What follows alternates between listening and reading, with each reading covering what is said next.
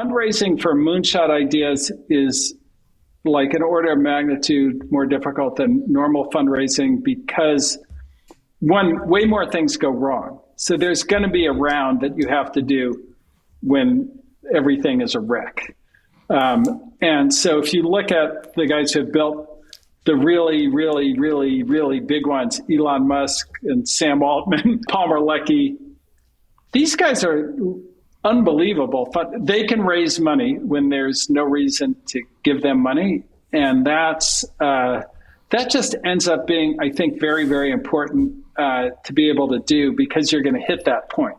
Is that, is that storytelling, Ben? What is that? Well, I think it's a combination of, who they are, like the depth and the color of their vision, their ability to tell a narrative, the kind of depth of that narrative so that when you go into the company, you really see it all there. This is the thing that the Elon depth of their conviction, right? That and the depth of their nothing will stop them for this. Yeah. Yeah. And then nobody, right? Elon, who's the greatest moonshot entrepreneur of our era, for sure. Nobody would question whether you could stop him from reaching his goal. I mean, like never, unbelievable, amazing. Never bet against Elon. Yeah. Yeah. Well, that was, by the way, that was when I speak to my friends who are very sad about the election. I just say, like, why did you guys pick on him?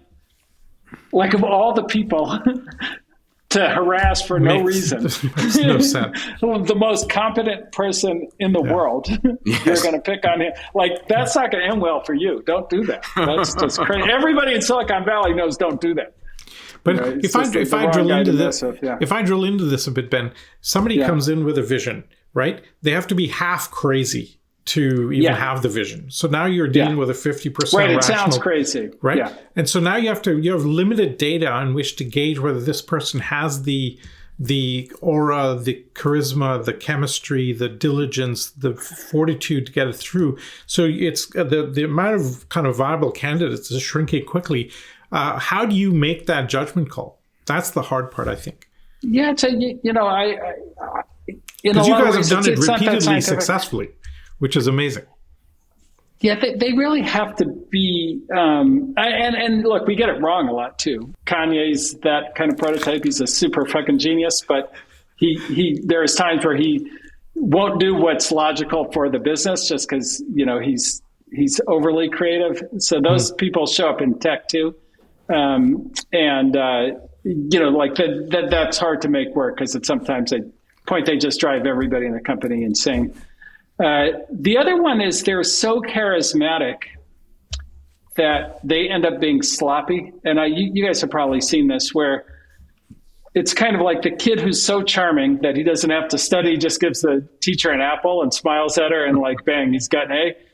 Like there are entrepreneurs like that are so good at storytelling and so charismatic and they can get the whole thing going, but the detailed work that they don't want to do, like every CEO has that, something you really don't want to deal with, but you have to, they don't end up dealing with, and then it falls apart because these ideas are really complex and require like a great amount of precision at some point. Let me hit you on something. So my fund, Bold Capital, recently made an investment in Figure AI. Do you know Brett Adcock and Figure? Yes.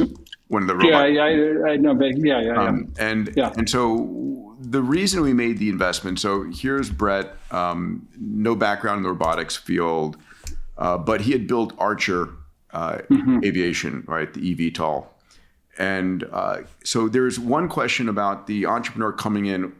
Do they have a track record of actually having done hard things? So that's one bucket to evaluate.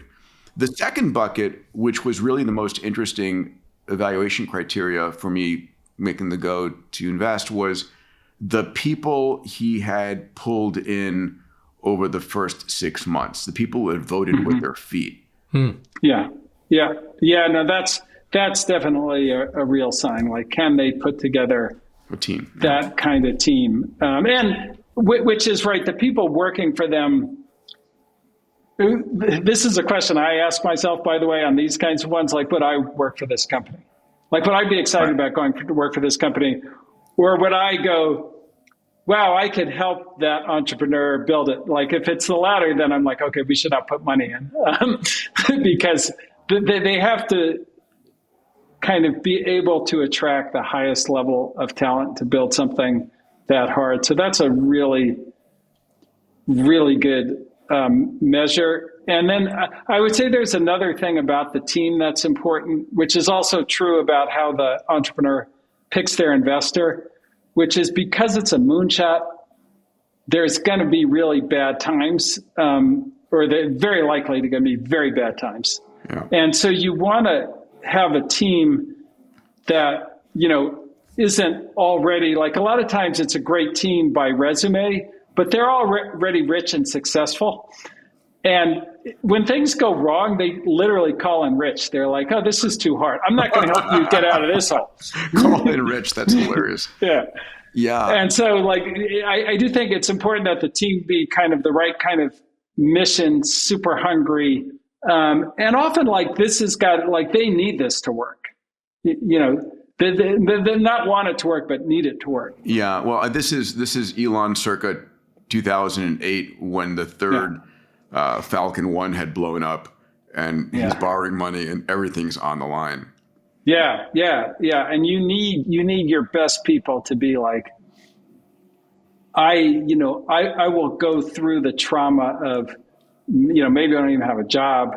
And like, this is, everybody thinks we're idiots and all that kind of thing. Like it's a very tough point to be in a company because like when you're at a company like SpaceX or you're at one of these things that's very visible, when it gets into trouble, the press just goes crazy on you. Everybody's, your friends, your family are like, should you really be working there? I mean, like you absolutely get those questions. Yeah. And, it's if you're not, if you're not totally committed, you're going to go. And then the whole thing is a train wreck. This is why we have this massive transformative purpose idea that if you're not all bought into the overall vision, then you will call in Rich or call in sick or depart or find another job. But if you've got a big enough vision that everybody's aligned to, then that provides the cohesive sticking power. Yeah, and it's got to be cohesive even when it looks like the vision is wrong. Right? That's the key, because when it looks like the vision is right, everybody's in. Ben, another criteria is if the founding team are best friends. Because you're far unlikely to ditch the company when it gets difficult if your best buddies are there with you. Right. If they haven't just met. Yeah. A lot of times the founding team are newly acquainted. And you have to get into that. Yeah. Let me ask two questions on this evaluation, because again, I want to. This is important for everybody watching who's wanting to build a moonshot company. How important is early revenue, and and the timeline, and not having to insert miracle here when you're hearing this presentation? Well, so I think early revenue ends up being really important as much as a discipline, as an indicator of, like investors. So like, not so much from okay, we want to understand everything about the business model early, but more that, we hit a real milestone. Like we've got all these smart people, we're building this thing, and it's not just a like there in Silicon Valley, there have been a lot of platforms in the sky, so to speak. There was a phenomenal company years ago, you probably remember it, MicroUnity, which was, had all the greatest people in the field in it. And it just never, you got to get to a product, you got to get to something that somebody wants. Or like, if you're in the wilderness too long, something happens to the culture of the company, something, that's degenerative, where you could be very much on the wrong track. General Magic was another one. Yeah, I remember General Magic for sure. Yeah, phenomenal. Like those two companies had talent levels that I would say rival SpaceX, Tesla, OpenAI, any of them, right? And a big vision. And an amazing vision. Yeah. But the revenue, your revenue point, I think, is that discipline that they didn't quite have. So when you get like brilliant people together, they want to build a perfect product that can lead to a really over-engineered system.